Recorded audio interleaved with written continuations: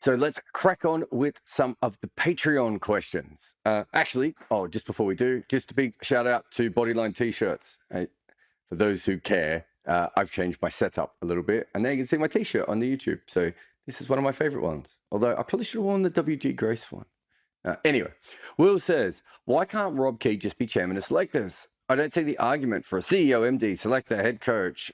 Feels like one role too many. Well, firstly, the chairman of selectors is the stupidest position in cricket, Will, because it has it's a position with no real power.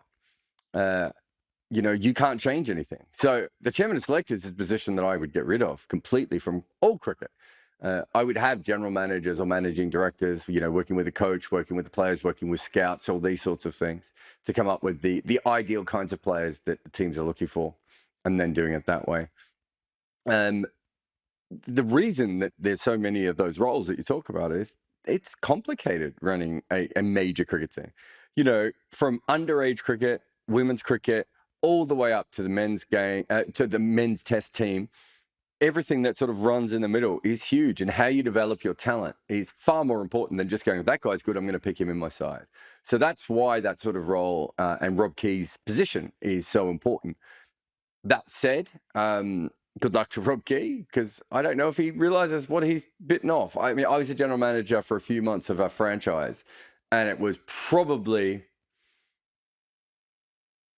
about as busy as I've ever been outside of maybe making the film, and a couple of other, small periods in my life. And it was out of season, and it wasn't particularly, Solution wasn't particularly a high pressure situation. So I can only imagine what it would be like to do the England team. Satchmo says, can you identify a specific moment in the second half of the 70s when the West Indies overtook Australia as the best test side? Was it before or after World Series cricket? Oh, okay. Well, West Indies really become a very good team in 1976. So it's after they lose to Australia. And, Clive Lloyd's talked about, being battered by Tomo and Lilly. And that was part of the inspiration for, him going with the 4 quicks. Although, well, I agree with that. Also, probably had something to do with the fact that India smashed their spinners everywhere, and it was quite a slow move. It wasn't like they did it instantly, and they already had a very good team. So I don't know if it's there's a specific time, but yeah, once the Australian team was no longer a very strong team, then certainly at that point you would have to say that the West Indies were the best team, and also England was slightly weakened as well, I think, by World Series cricket. But by the late 70s, for sure.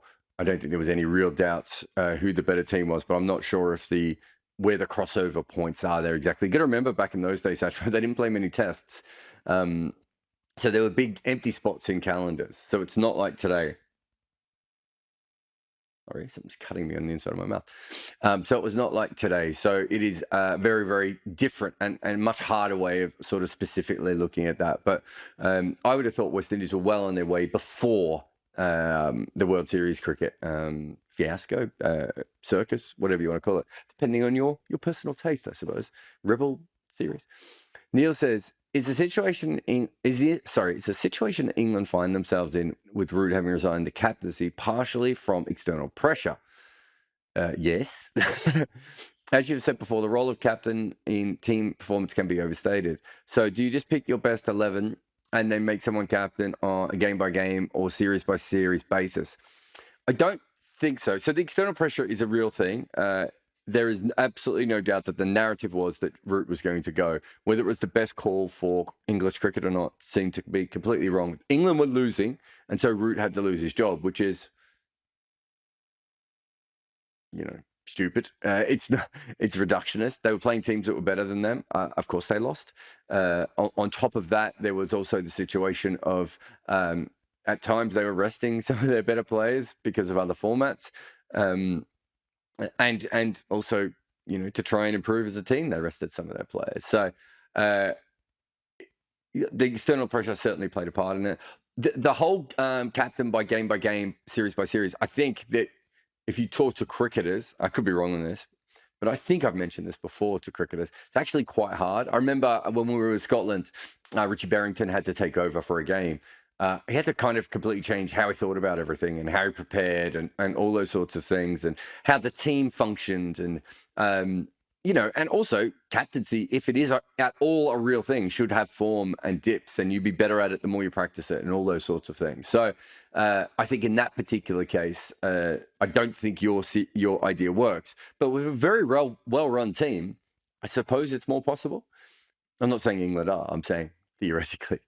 Kennedy says, what advantage, technical or otherwise, could a bowler gain by chucking? Well, you can bowl faster. You can spin the ball more. I suppose those are the two most important ones, Kennedy. I'm trying to think if there's anything else.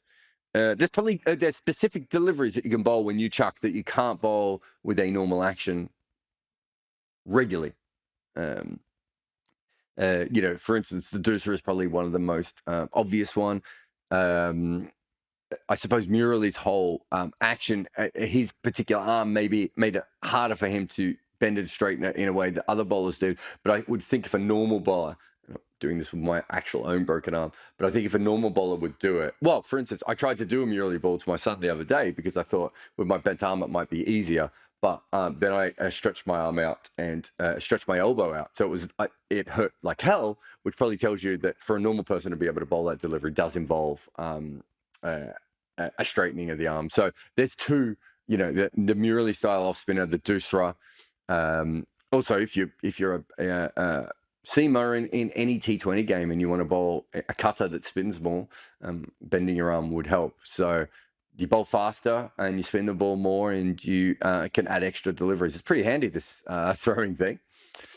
Nicholas says, of the 10 spinners Australia tried between Warne and Lyon, who do you consider to be the best, the worst, and the most harshly treated? Oh, okay. And then he goes on to ask about Horrocks being an Ashley Giles type player. They didn't like Horrocks because he was... I think Horrocks was the most harshly treated. I don't think there's any doubt about that. I thought they said, go and learn how to bat, and he went and learned how to bat, and they still dropped him. I mean, at a certain point, what more can you do? Also think that all things considered, he's probably not as good a bowler as Nathan Lyon, but I wonder how much worse a bowler than Nathan Lyon he probably is. Agar probably, I wouldn't say Agar was treated particularly bad.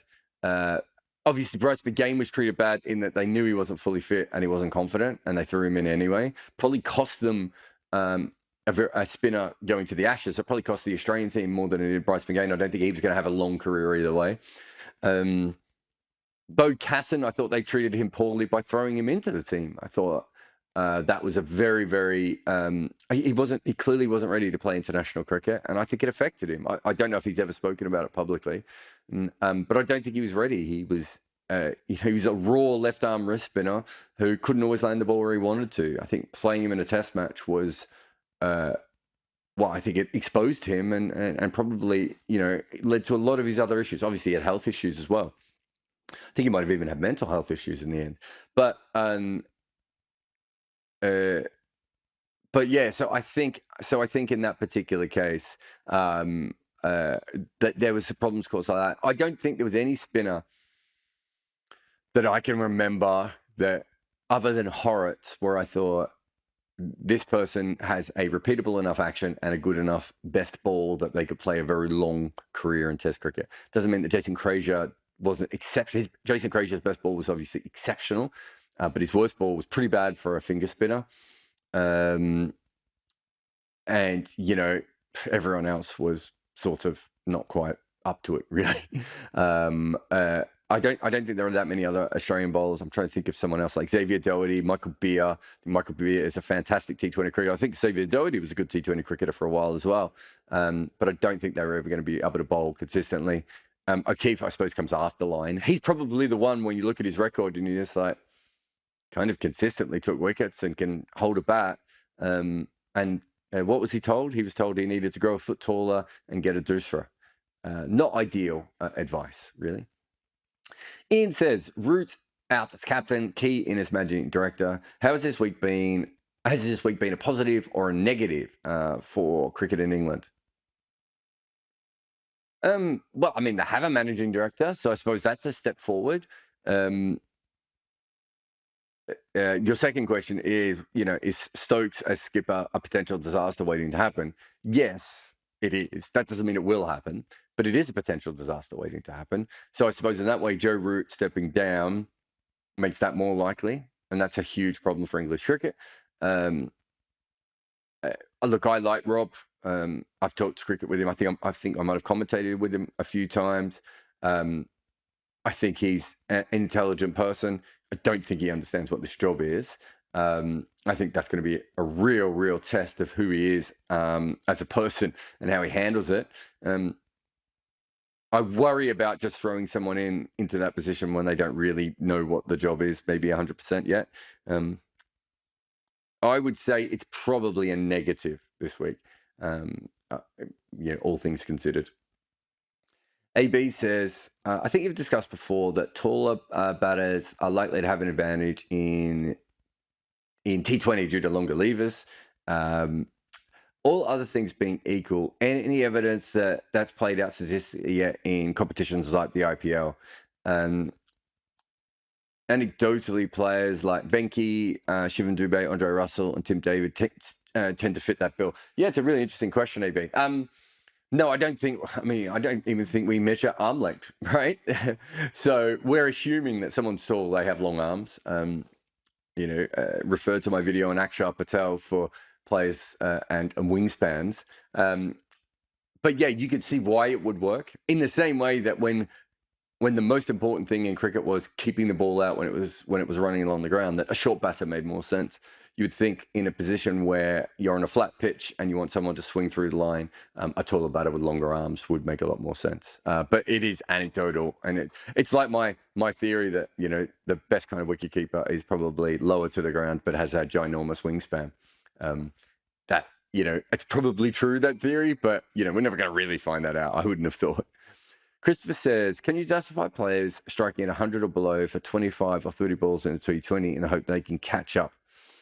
Fats knock against LSG was ultimately match winning, but could have been match losing. Over the long term, no. There are individual innings where people do that. But we tend to forget all the times when they're 25 off 30 and they're dismissed, or they're 8 off 15 and they're dismissed. And that was always the big argument with Chris Gayle. When he was averaging 50, I don't think it was as much of a big deal. But when he came back to earth and started averaging a more normal average at the end of his career, he chewed up a lot of balls. He put a lot of pressure on the other batters as well, which we know is not an issue in Test cricket, but we know in one-day cricket and T20 cricket, the scoring rate does affect the batters at the other end. Although I haven't done a lot of research in it, but I was told that by another analyst at one point, and he seemed to know his stuff. So, when Faf's doing that particular innings that you're talking about, I thought that pitch was very spicy and needed probably someone who could handle pace to knock the ball around a little bit. And a moderate score was going to be okay.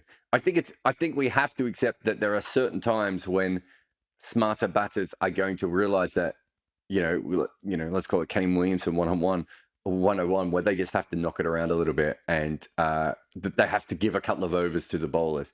There's a big difference between that and being consistently having slow starts and doing it when the surface is in your favor. And I think those are the sorts of players that cause more problems, not the players who can amp up or amp down, which I suppose Faf is one of. Also, if I remember in that innings, he attacked, well, to be fair, he's been attacking spin more than usual of recent times, but I wondered if he was attacking the spinners a little bit more to make up for the fact that he had such a slow start. So again, he's kind of like bringing himself back into that innings in a different way than he normally would. Usually he would attack the pace bowlers, but Chimera, I think it was Chimera, wasn't it? Took a couple of quick wickets, and trying to think who else. There was a couple of other guys who maybe Avish Khan. I can't even remember who the other seamers were there. But when they took their wickets, I think he just went, this is a time to consolidate. But over the course of T20 cricket in all sorts of different wickets, then no, you would not, want to be in a situation like that at all.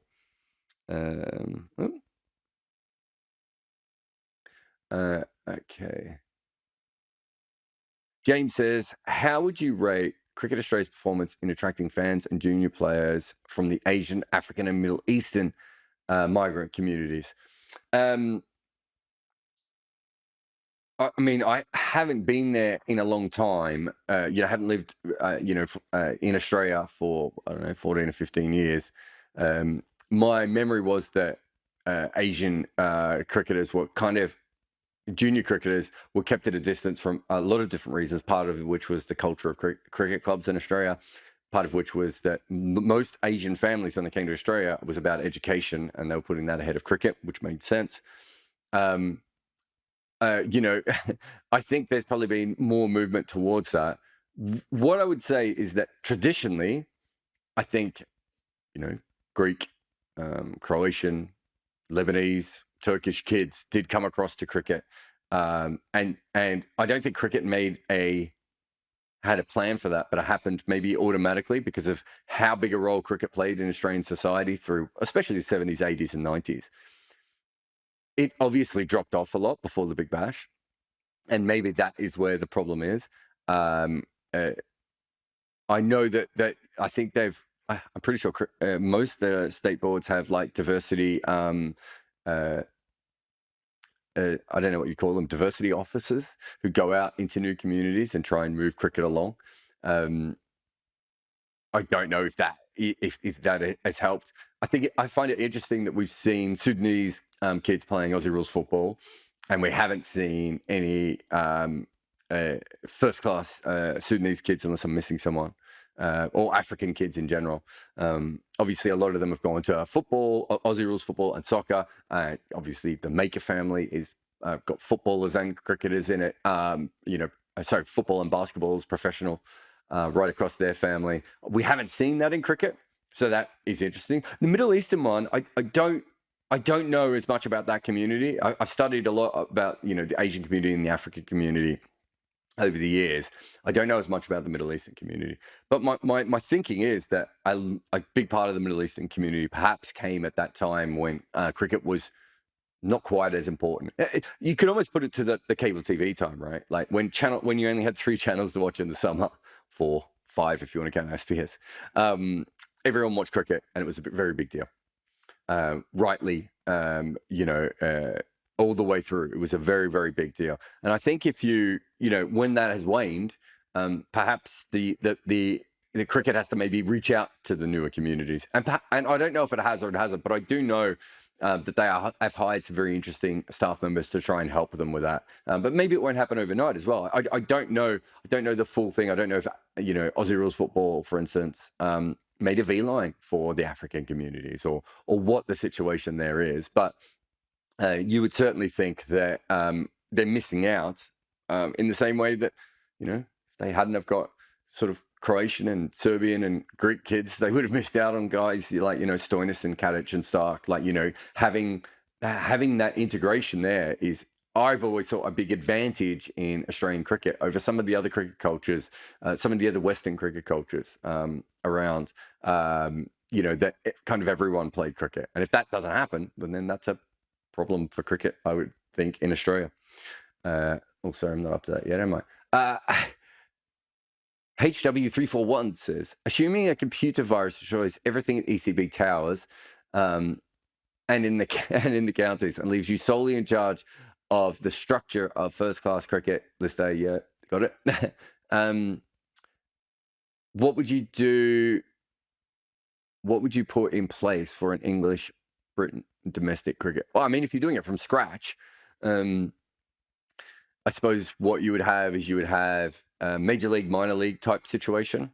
So let's say you'd have 12 counties spread out, right across the UK, but then you'd have another 24 teams in minor league. Everyone would be paid as a professional. You would have regular trips. You would have your regular games overseas in places that you could afford to have them. You would probably split up the 3 different formats and have them at different times of the year. This is obviously if you're trying to make the best, as you say, maximize international success. You could also have a promotion and relegation thing as well, follow the real English thing and just say, okay, we've got 32 professional counties. 36 professional counties, however many you want, and you're going to get promoted and relegated and all those sorts of things. So there's that model, or there's the American model. You would control the pitches. You would take the control of the pitches away from the counties directly, so you could have 6 spinning pitches and 4 seaming pitches and 3 bouncing pitches and 5 pace, flat pitches, whatever they may be.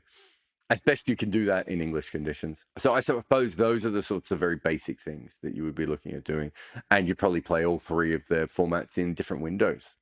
I think every cricketer would prefer that. You play the list day at the start of the summer. If you're still worried about T20 getting in, more fans and everything else, you play the 100 or the Blast, whatever it may be, in that middle section, and you play first class kind of on either end of that, the extremes of that, but once you've sorted out the pitches, that should help a lot more to begin with. But I suppose that's the basic plan I would come up with. I'd have to think about it a lot more. I've got a million ideas of what you would do if you were to completely change your first class setup. But I think that's the very basic setup that you'd be looking at doing.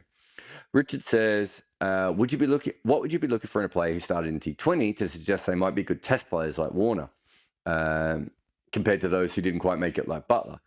Okay, Richard, this is really interesting. I don't know if you know this, but Warner his 11th first class game was a test match, but in his 10 first class games, I think he scored 300s. I think he scored 2 for New South Wales and 1 for Australia A, or it might have been a couple for Australia A. I can't remember the full details of that. I think one was double 100 as well with Aaron Finch.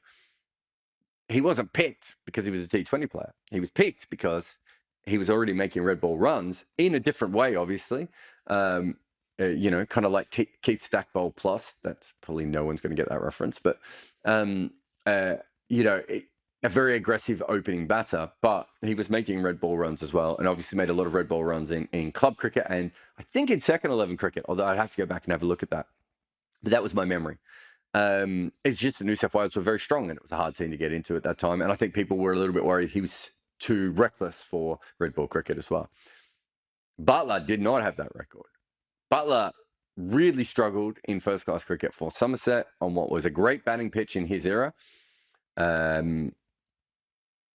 Never really showed the ability to make hundreds in red ball cricket consistently, which has stayed with him, to be fair, even in test cricket. He's a better player now than he was when he started out with Somerset. But if you're asking me what I'm looking for, I can't find a single 5 to 10 year test batter who didn't have a decent first class record, and by decent I mean Marcus Trescothick on up, and Michael Vaughan on up, or didn't have a period like Marcus Trescothick or Michael Vaughan, who had hadn't made a lot of first class hundreds, who suddenly makes first class hundreds. The idea, I can't think of any T20 or one day players who've successfully done that. I think we've seen it maybe in bowlers more occasionally, but I can't really think about that many. I've asked around, if anyone wants to send any to me, but generally when you have a look, they've already made first class hundreds, and they were good first class players, or they were just really young and hadn't played much first class cricket, which is very fair as well. But you don't really see players like Aaron Finch make it. Aaron Finch struggled in first class cricket in Australia. I can't remember how he went when he played for Surrey or Yorkshire, but I don't remember him burning the house down or anything, and then struggled when he played for Australia. That's fairly consistent, I think. Sandeep says, should Kohli and Rohit be automatic choices in the Indian T20 team for the World Cup, considering that they are nowhere near the top 6 Indian batters in the IPL? I mean, that's one season. I wouldn't be looking at one season's form for that, Sandeep. I've never really thought that they both should be in the team, because they both kind of do the same thing anyway. So that would be my bigger point. But I would never pick a World Cup team based on one season's IPL or any franchise tournament. I'd certainly look at a lot more than that. That's not to say that they should still be in the team, but I'd have to go back and run the numbers.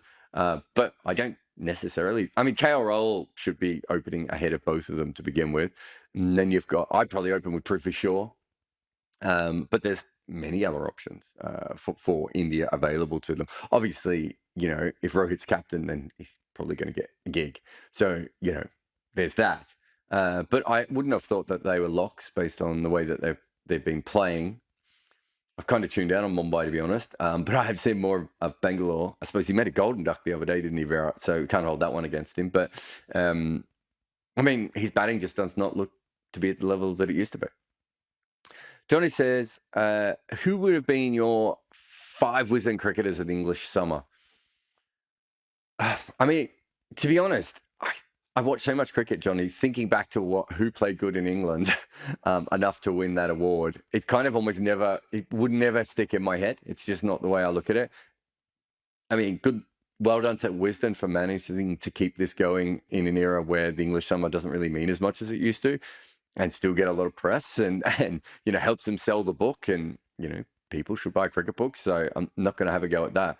But realistically, it's not something that I massively think about or care about all that much. In fact, I know I've looked it up, and I still can't remember half the players that were in that. Did Dane van Niekerk? I think she was in it. Can't even remember who the county player was this year. So I can't help you there, Johnny. Sorry about that. All right, let's go to the room and see what we've got. Atish, you there? Hi, can you hear me? I can. What's your question, mate? Yeah, my question is a little long, so please bear with me. Okay. So, what we're currently seeing in India, politically in the country, is that Muslims are socially and they're segregated socially and economically from most parts of India, right? So, in a situation like this, the cricketers, because cricket is the biggest thing in India, how much of a responsibility do they have of addressing these issues? Because, and this is, I think, very important. Sorry, how much responsibility does who have in addressing those issues? Sorry? You said how much responsibility do they have, but I don't know who you mean by they. By they, I mean cricketers. Because cricket is huge in India, right? Mhm. So just as a front of opposition to the government, which is doing this. And the reason I'm especially stressing on cricketers is because last year, India saw massive farmer protests, right? And then a lot of Indian cricketers had cleared out after Rihanna had criticized the entire thing what the government is doing with the farm bills that was subject to the protest. A lot of Indian cricketers had cleared out saying that it's an internal matter and there's an international conspiracy and everyone should just shut up. So they cannot then take the cover of cricket being separate from politics because clearly they have interfered before.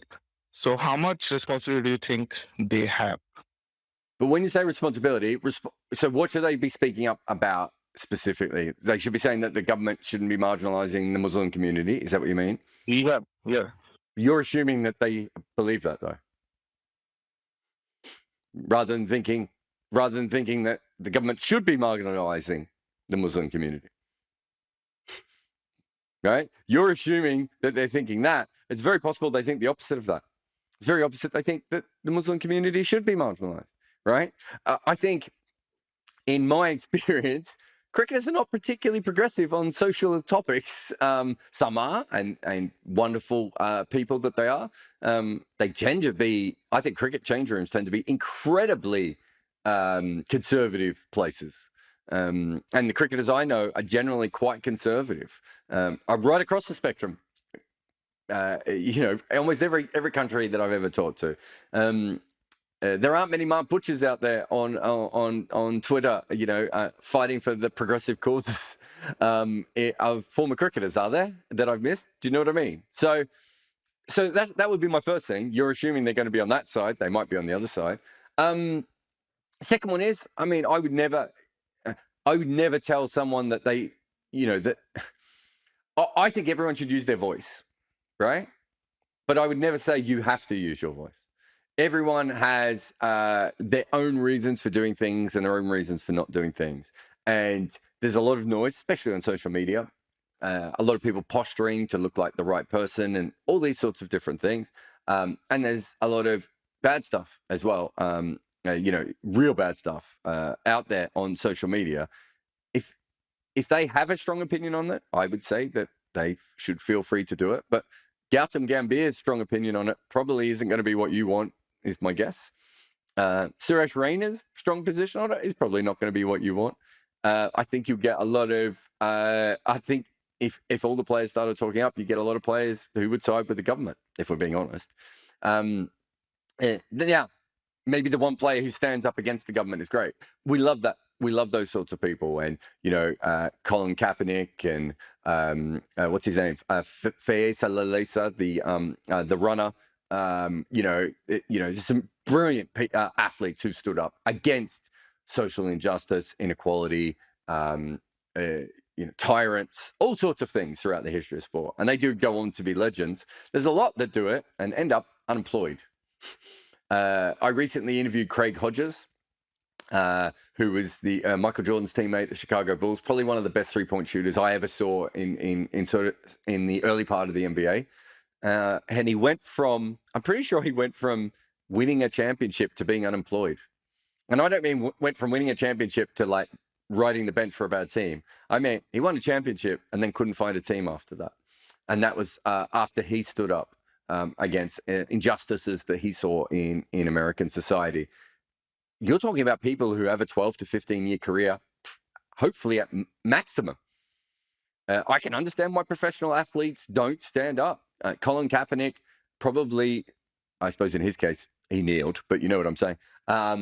He probably did himself out of 3 or 4 years of his career earnings. What's the average lifespan of a quarterback in the NFL? I wouldn't have thought it was very long. Muhammad Ali fighting against, being drafted in Vietnam probably cost himself a couple of years of his career as well. And that's maximum earning years for some of these athletes. Now, the Indian cricketers may not get that. They may get the opposite. They're also entering, I think a lot of people think that, I mean, you described the situation really well.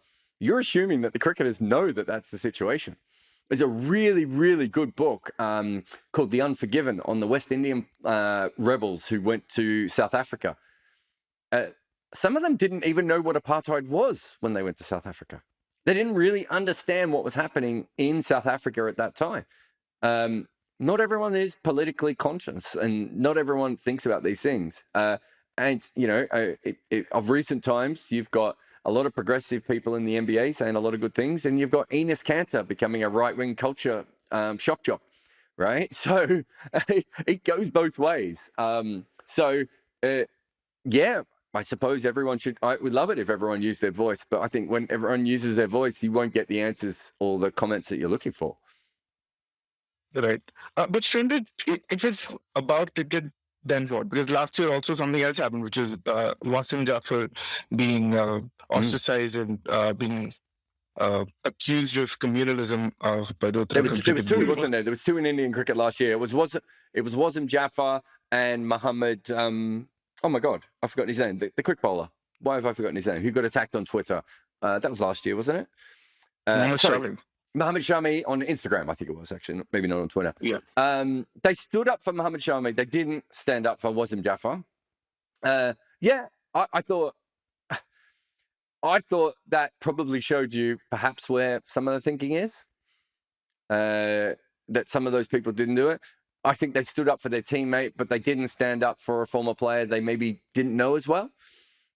Which maybe tells you where they are politically. They'll back their friends, but maybe the issues, I wouldn't say confuse them, although it would confuse some of them because they're not all going to be experts in politics and Indian race relations, right, or ethnic relations and religious relations right across the country. But yeah, so I think that probably tells you more about the culture of that team. They stood up for their friend, but they didn't stand up for the other guy.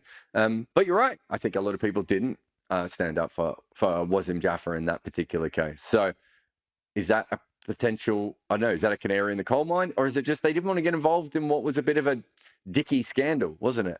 Is that the right word? Do you know what I mean? It was a bit of a shitty nonsense thing to get involved in at a certain point. But yeah, look, I know a lot of people who are much more famous than me, and they feel they feel very passionate about things, but I also think that they also sometimes think that they don't know if they're adding to the problem or helping the solution sometimes when they say things. And I think that it's awkward. I mean, using your political voice, if you're someone who's got 120 Twitter followers, is a confusing thing. Try doing it when you have 100 million, right? Or you massively, it really does. I remember the LeBron James thing with Daryl Morey, where, he was asked about Daryl Morey, and he basically told Daryl Morey to, he wasn't very educated on this issue, and he should, stick to being a general manager. When LeBron James had been so upset when someone had said a similar thing about him. There's a bunch of different minefields that I think the very famous people trip on a lot. And, you say something and then you have Piers Morgan, quoting something back at you straight away. And I think it makes a lot of them feel uncomfortable. And they're not experts in this. That is an important thing to know, I think. Yeah, that's right. I guess I was just thinking about Virat Kohli and MS Dhoni when I said this, because they don't face any of these risks, most of these risks, because they are like MS Dhoni and Virat Kohli. But yeah, I guess. I mean, you're right. I mean, what you really need is more privileged people understanding the problems and talking about it. But when they tweet it, they're then just going to get a million replies back telling them they don't know what they're talking about. And if they don't know what they're talking about, that's going to make them feel uncomfortable. And you're also assuming that they are on the right side of this. I'm not saying they're not. I have no idea where they come down on this. But it was quite clear that when they did there was a lot of pressure put on them, obviously, with their planned statements when it came to the farmers. That was nonsensical. That made them all look like idiots, didn't it? Realistically, it made them look like weak-willed people who were all towing a company line. And it was a nonsensical thing to say. Like, there are Indian TV hosts who talk about things that happen in America and Sri Lanka and Pakistan and every other country all the time, right? Where are they being told to stay out of other, it's exactly the same thing. Everyone talks about all countries now. We're in a global society. So it didn't even make any sense. But I do think, that was probably an external pressure put on them. And I think perhaps without that external pressure, you see players less likely to talk. Look, I promise you, I've had conversations about this with players before. And there's so many different reasons that so many of them don't do it. They just, from everything from it doesn't help my brand all the way through to I wouldn't know what to say, right? Are very, very normal things that these players would say to me. Thanks for your question, mate. Thanks. Where are we? Keshuv, you there? Keshuv? Oh, he's almost there. You there, mate? Keshuv? Yeah, I'm there. Can you hear me now? Yeah, what's your question? Yeah, so it's regarding the recently concluded South Africa-Bangladesh Test series. Mm-hmm. It was so bizarre to see almost a repeat telecast of what happened in the first test, second innings, happening in second test, second innings as well. Just the two spinners bowling alone and, getting all the 10 wickets twice. So what was your reaction to that, or your thoughts? Because it's not like South Africa getting bundled out against spares in Bangladesh. It was Bangladesh and South Africa. So were Maharaj and Harmer that good, or Bangladesh just did stupid things? I saw the first match. I didn't see the end of the second match. I think Simon Harmer is a magnificent bowler, and I think because we haven't seen him as much at international level, we don't, you can't take the amount of wickets he took in county cricket without being an exceptional bowler, being that the conditions are not really in your favour that often. So if you're a spinner and you're taking that many wickets, and we've seen some really good Indian spinners come over at times and do similar things in county cricket. So we have a baseline there. Mushtaq Ahmed's another very good example of that. So I think we knew how good a bowler he was. Keshav Maharaj, I think, in tandem with him forms a very good partnership. I think he's a very good third innings, fourth innings bowler as well. I think Bangladesh probably will look back and go, we went all the way to South Africa and got beaten by spinners. There's probably some big questions to be made there.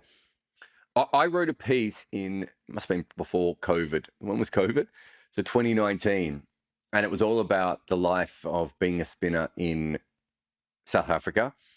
And I talked to Maharaj, I talked to Shamsi, Robin Peterson, Paul Adams, perhaps, maybe Paul Harris, I can't remember. I talked to a bunch of them about what it was like and how they were treated.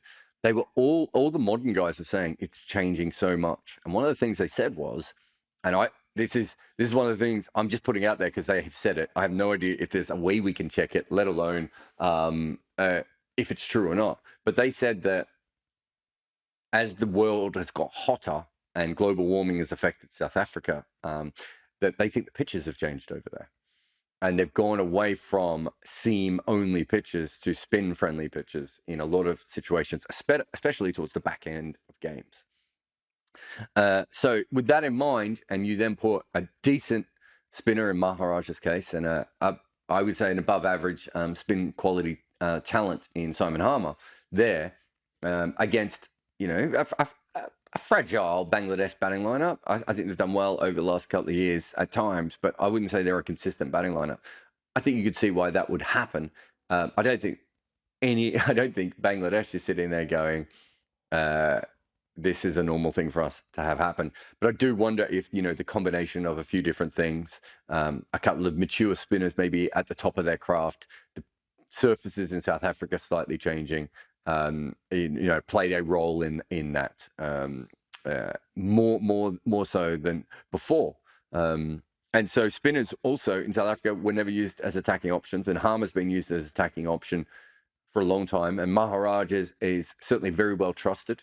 They've got three of the more interesting spinners in the world. If you throw in Tabraiz Shamsi as well, who I think has a better first-class record than Simon Harmer. They really do have an interesting three-spinner lineup, which has kind of come from nowhere. The last time they had sort of multiple spin options that were interesting was that brief moment when Roelof van der Merwe and Johan Botha took some wickets together. It's not. We've seen them have a couple of other spinners at times, but maybe not be quite as dominant as they are now. Something is clearly changing in South African cricket. And I don't think we can just write this off as, Bangladesh had a shocker, although it's fair to say that Bangladesh had two shockers.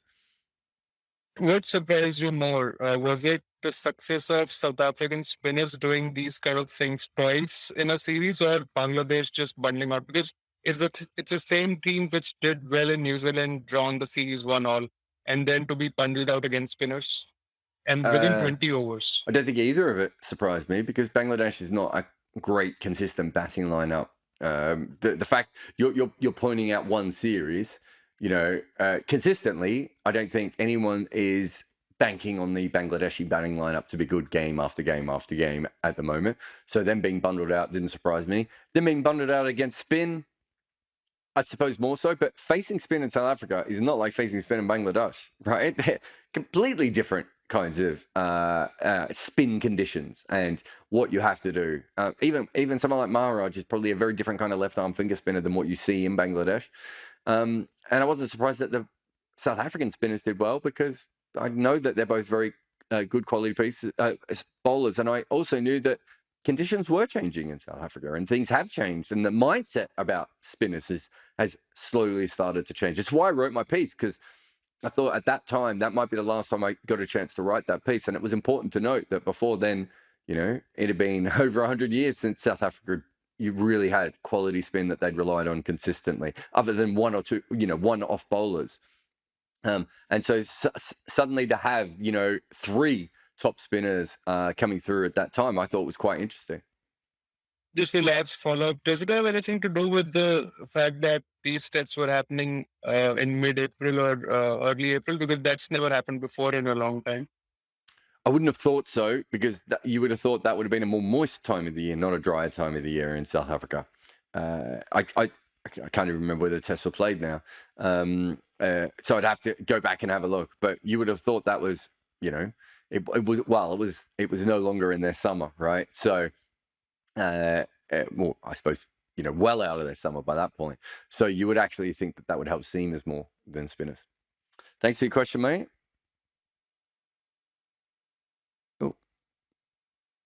Arnav. Can you hear me? Yeah, how you doing? I'm fine. Thank you. I had to ask you a question. First question is like in the space playing pandemic, as you have said, Mhm. you had bowlers like Ishant Sharma and Saudi who became who were average bowlers and who became great bowlers in this period.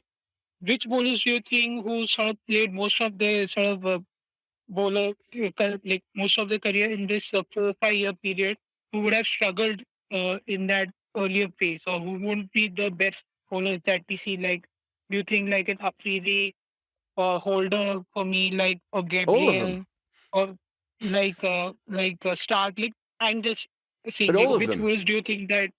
They all did. They all struggled in that previous period. So anyone from this period would have struggled more in that previous period.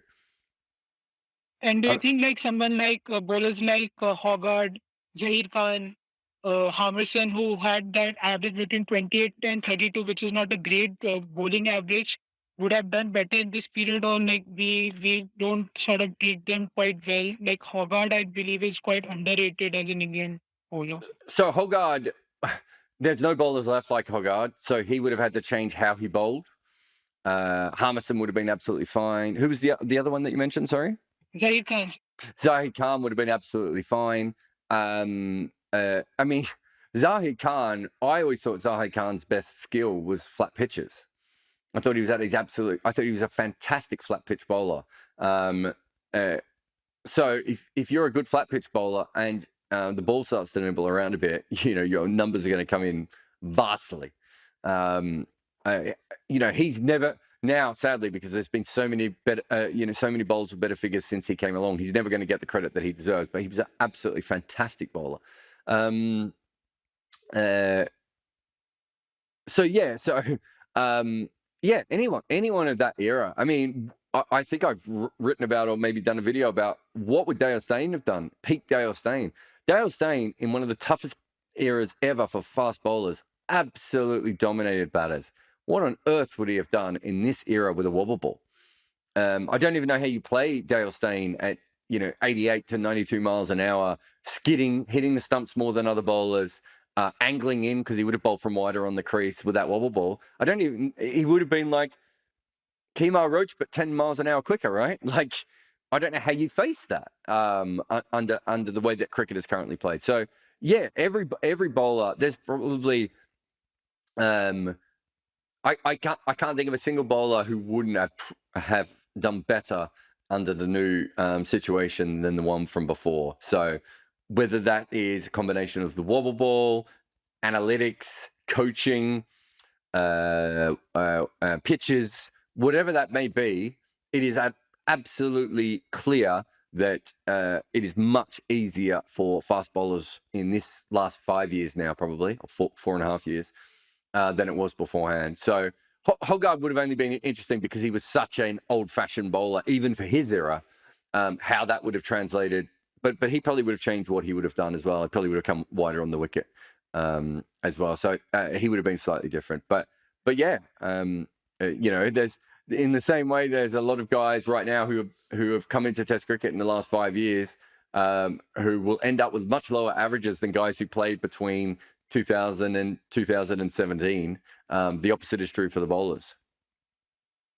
One last question. As you always said about Shane Warne that he had that bouncer sort of body and like a very physical sort of body. So that sort of differentiated him from other sort of like leg spinners.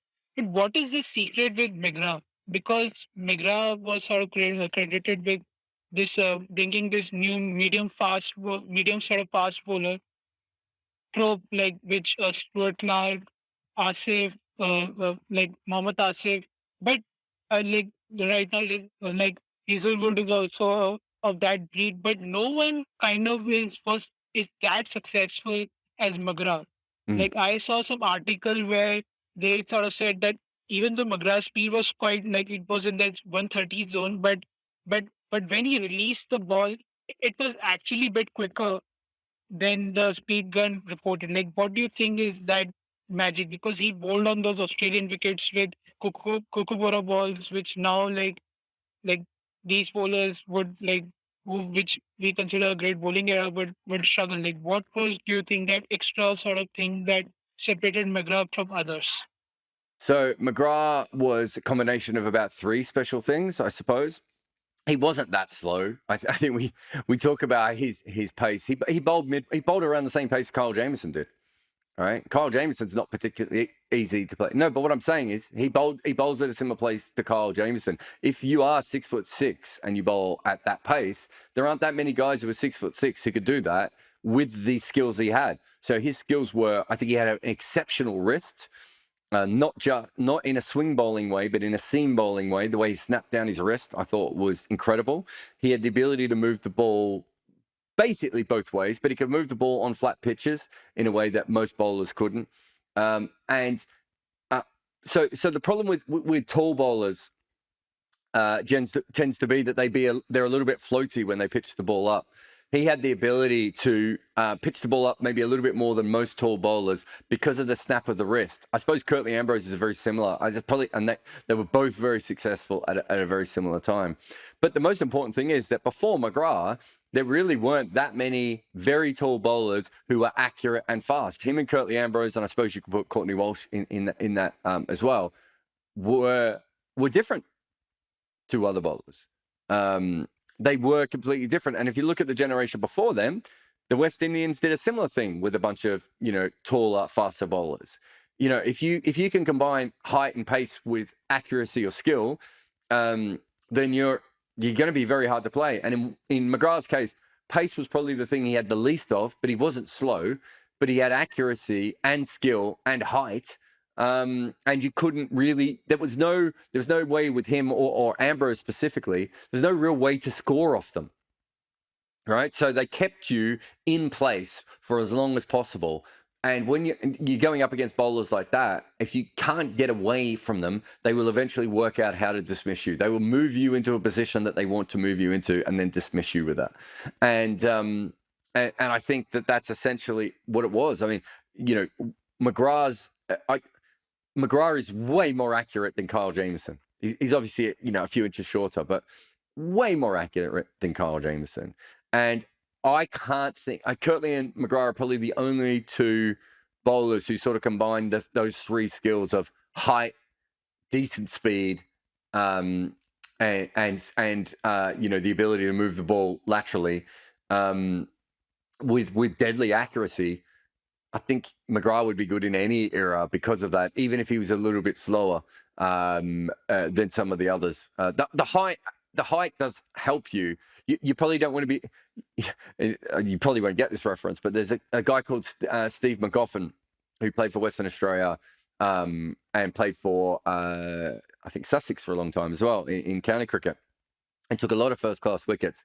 But it was probably just a little bit too slow to go to that next level. McGrath still had that. He could hit you with a bouncer. He got a lot of wickets with the short balls, which is kind of as fast as you need to be if you have all of his other skills.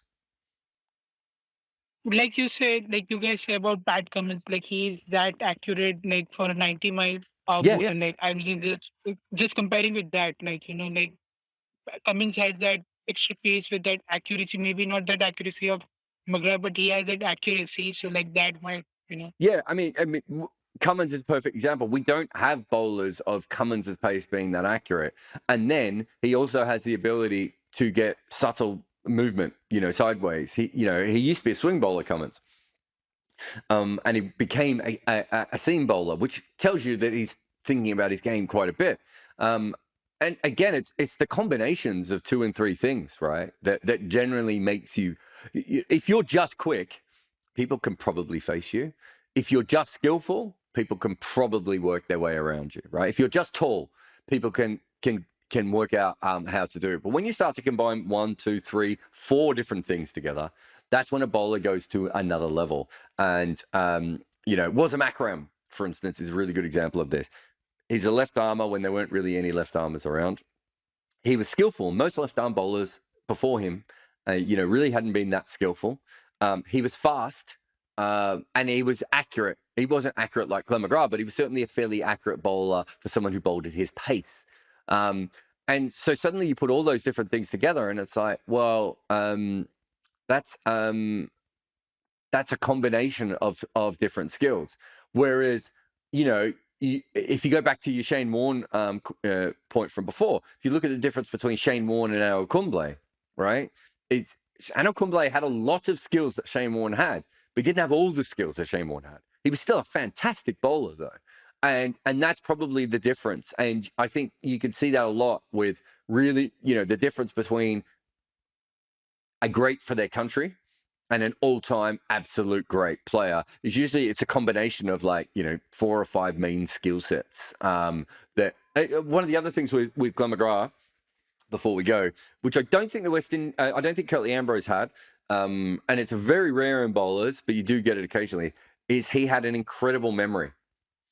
So before analytics and video replays were there, he could remember how he had dismissed every single batter he'd ever dismissed and how he'd bowled to them. That's a superpower, right? Because then, you know, he doesn't have to work it out when he's bowling to them again. He knows exactly what he's doing. He's basically, he's the fast bowler and the analyst in one position.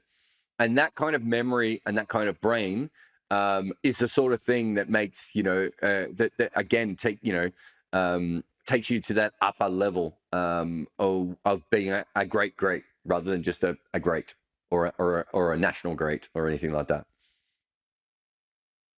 All right, thanks for your question. That was great. I said great a lot there. I apologize to everyone. There's just a couple of people in the chat. Let's see. Sid has asked if I ever wrote a piece about Ian Chappell. He's been forgotten as a top-class player and also a major figure during professional cricket. Yeah, I've never done anything about Chappell.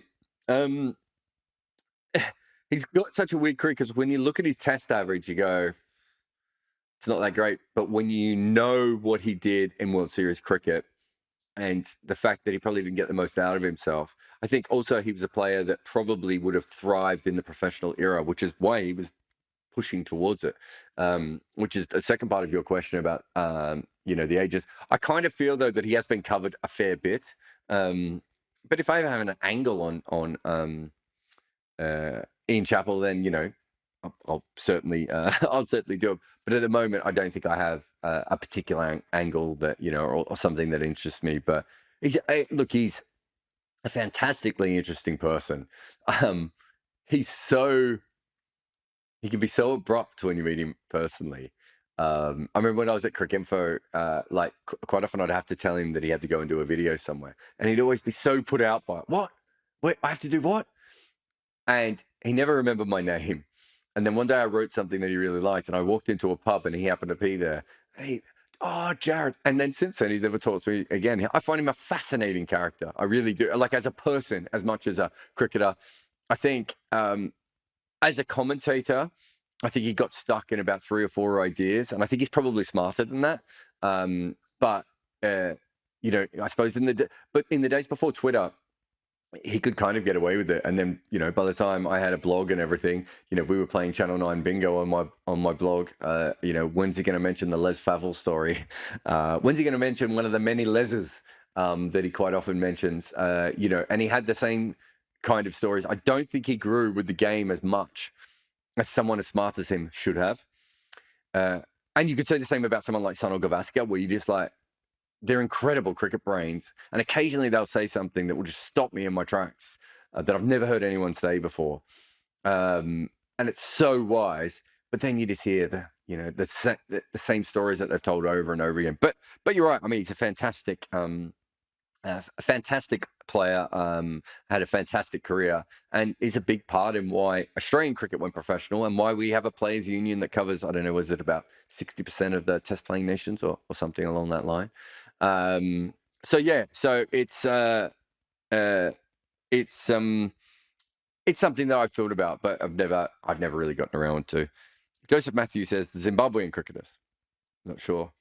I'm not sure if he's talking about if that was in the political thing. Yeah, I mean, those were players who saw something very wrong in their country and spoke up about it. I think there were 3 players on that team willing to do it. You know, we've certainly seen that. I think Stuart McGill refused to go to Zimbabwe because of Robert Mugabe. We've certainly seen players take political stands on both sides. You know, there's certainly some conservative cricketers out there. Not everyone's progressive. In fact, in cricket, almost the opposite when it comes to the players at certain time. So yeah, but it's tough and it's weird, and it did affect the Zimbabwean cricketers' lives.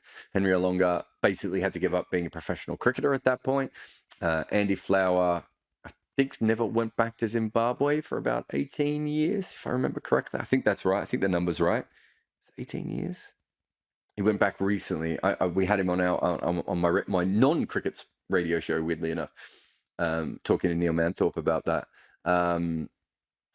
So there's absolutely no doubt that it has affected. It did affect their lives. There are many political stands that you could take throughout the cricket world. There are still cricket nations that I think have homophobic laws. For instance, there's obviously treatment of women. Like, you could go down, but cricketers aren't generally that political, and are protecting, as I said before, that very short career. It's up to you, me. Everyone has our individual points on, point of view on that. But I'm not expecting a mass amount of cricketers to suddenly come out as political experts at the moment. But occasionally they will pick and choose their battles, or just send off a drunken tweet, I suppose, like the rest of us. But thanks so much for listening to another episode of Wagon Wheel.